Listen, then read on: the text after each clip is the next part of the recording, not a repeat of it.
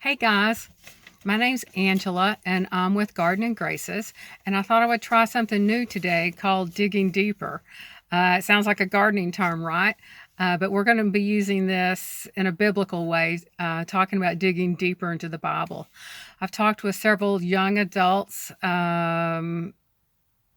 anywhere from say 20 to 30 something, that have forgotten the Bible stories they heard as a child and would like to have that refreshed in their memory, or maybe they never heard them to begin with, or they heard them and they didn't understand them. So that's where the digging deeper part comes in. We'll kind of take some verses or stories from the Bible and look and see what they really mean. The first one I want to start with today, and forgive me, I'll be reading my notes. I want to get this right and be sure that I say it correctly, and it also keeps me from running, chasing a few squirrels and getting off track sometimes. So the verse for today is John chapter 1, verses 1 through 5. I typically use the NIV or the NLT versions of the Bible, and most of the verses I'll be sharing with you today are coming from the NLT. So before I go any further, to dig deeper, you need a good study Bible. I like to go to the bookstore and actually look at them and hold them and see how they feel, what size the font is it easy to read, are the colors pleasing, and all of that. But you can also get the Bible app and read it on your phone, which I have both. That one's easier to carry around, and it also allows you to read the same verses in the different versions of the Bible, any version you might want to read it in. So to dig deeper, get a good Bible. That's a good place to start there. And any verses that you hear me talk about, I'll put them in the notes, so don't worry about writing them down. So here we go again, back with John chapter 1, verse 1 through 5. In the beginning, the Word already existed. The Word was with God, and the Word was God. He existed in the beginning with God. God created everything through him, and nothing was created except through him. The Word gave life to everything that was created, and his life brought light to everyone. The light shines in the darkness, and the darkness can never extinguish it. Now I want to jump and read that those last two verses from the NIV version, because they say it a little differently. In him was life, and that life was the light of men. The light shines in the darkness, but the darkness does not understand it. In other words, the darkness, the evil in the world, the sin in our lives doesn't always understand Jesus and what he is all about and his forgiveness. Okay, so what does that mean, and what do we need to know? First of all, the book of John was written by his disciple John, one of the 12 that followed him around. So he had a very personal and intimate relationship with him, knew him very well as a personal friend. So when the verse that he's written, the Word, you could substitute the name Jesus for that, because that's who he's talking about, a human being and his friend that he knew.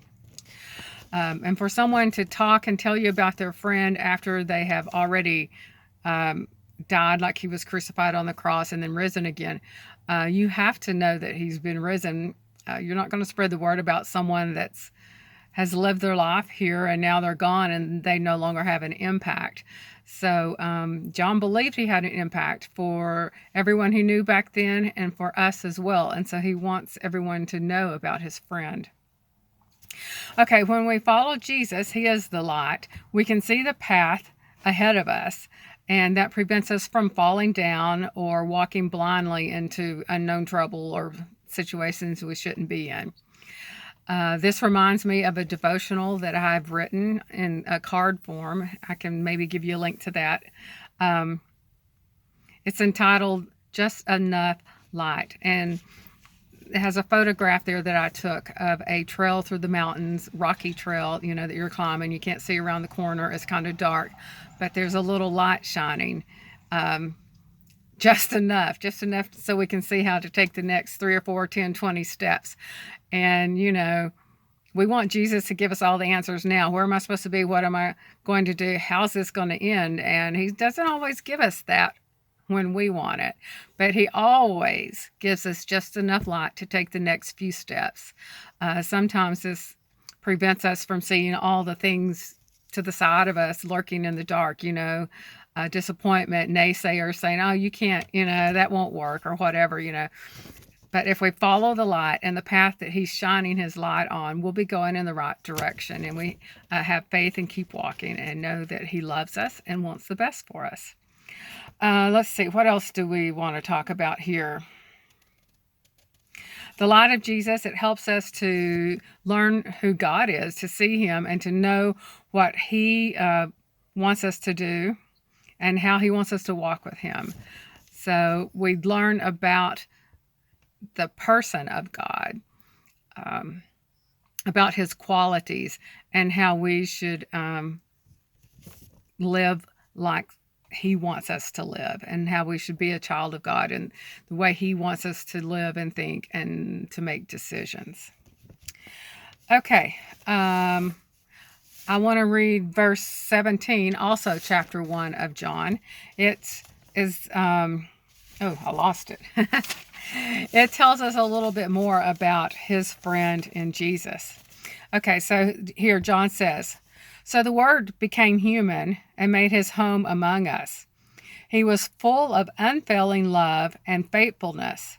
We have seen his glory, the glory of the Father's one and only Son.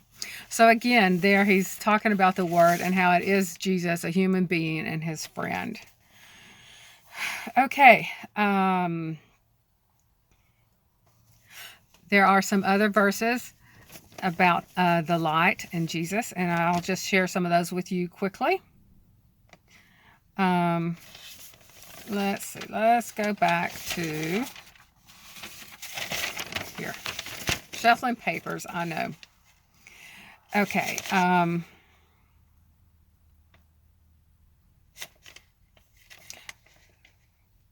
Well, that's what I just read. I am lost for a moment, but I will find this. I made several notes, and then I decided not to use half of them, and I bet you're glad. Okay, one verse is Ephesians 5, chapter 5, verses 8 through 9. For once you were full of darkness, but now you have the light of the Lord. So live as people of the light. For the light within you produces only what is good and right and true. So this is a good information on how to live our lives. It should reflect our faith, and it should reflect God's goodness to other people. And some days this is easy to do, and some days it's not, because we have to make a decision that, oh my goodness, I think God would want me to do it this way, but the people around me expect it to be done this way. Or if I want to be successful in this endeavor, I need to do it the way the world wants me to. And so that's where some of the tough choices come in about following his light, doing it his way, the way that we're supposed to be doing it, or going the way of the world. And it can be very tough sometimes when you have those decisions. So when I was telling a friend at church that I wanted to do this yesterday, but I was really struggling with where to start. I don't like the beginning end sounds logical, but I get ADD and I hear another story and I want to share it with you guys. And I know I'd get sidetracked and couldn't stick with that. And so fine, pick a book. The same thing can happen with that, with just picking one book. And then I'd have to choose, well, what book, And she said, well, just start with something simple like This Little Light of Mine. And I know some of you have heard that song. It's a children's song. And I love music and the stories behind the music. So I wanted to give you a little information about this.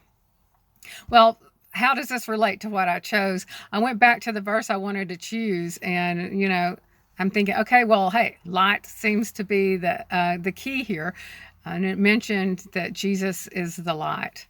Okay, so the song was written by Harry Dixon Lowes in the early 1920s. He wrote 1,500 gospel songs and composed about 3,000 tunes.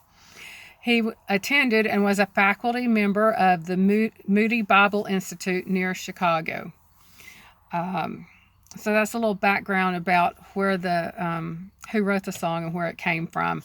And I'll see if I can put a link to that too, or you can Google it and look it up. I hope you learned something today. This was just pretty simple, just a verse, but you got to start somewhere. And I hope you learned a little something and got a little refreshing motivation out of it. And I hope to see you again in the future.